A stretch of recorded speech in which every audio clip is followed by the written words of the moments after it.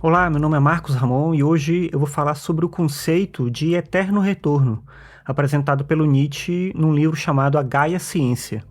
O Nietzsche conta numa carta que em 1881 ele estava em Sils Maria, na Suíça, é um lugar que ele sempre ia para passar parte do ano, e ele estava ali andando por um bosque ao lado de um lago quando ele viu um bloco de pedra no formato de pirâmide, e aí olhando para aquela pedra, para aquela formação ali, ele teve essa ideia, a ideia do eterno retorno, e ele achou essa ideia tão simples e ao mesmo tempo tão poderosa que ele começou a escrever sobre isso e utilizou em diversos textos posteriores, sendo o principal talvez esse, a Gaia Ciência, que eu comentei ali no início.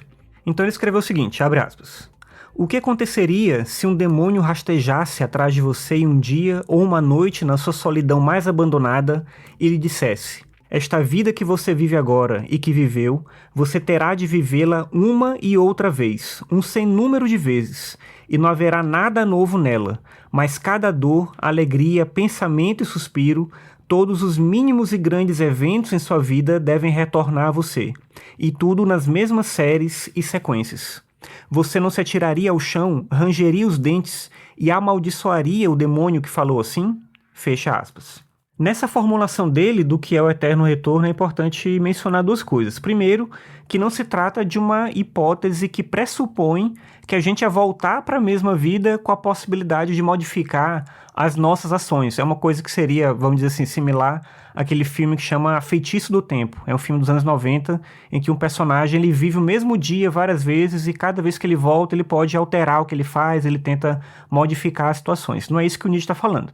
Ele está falando da possibilidade, e aí eu vou já explicar, né, uma possibilidade hipotética, mas da possibilidade da gente voltar para a mesma vida do mesmo jeito, exatamente igual. Então, é a primeira coisa, né? Diferente desse filme, né? Do Feitiço do Tempo, por exemplo, que você poderia voltar e transformar a realidade. Não é esse o caso. Só que a segunda é o que eu estava mencionando, né? O Nietzsche não está propondo que a gente vai literalmente viver a nossa vida de novo, mais uma vez. Então, o eterno retorno não é uma crença na transcendência ou em qualquer coisa mística. É um exercício hipotético. Um exercício que faz a gente pensar sobre a maneira como a gente leva a nossa vida. Então pensa o seguinte, se diante da possibilidade de ter que viver a sua vida toda de novo e exatamente igual, você sentir um horror, você sentir um desespero, isso significa que essa vida não está sendo bem vivida. Essa é a questão que ele quer colocar pra gente.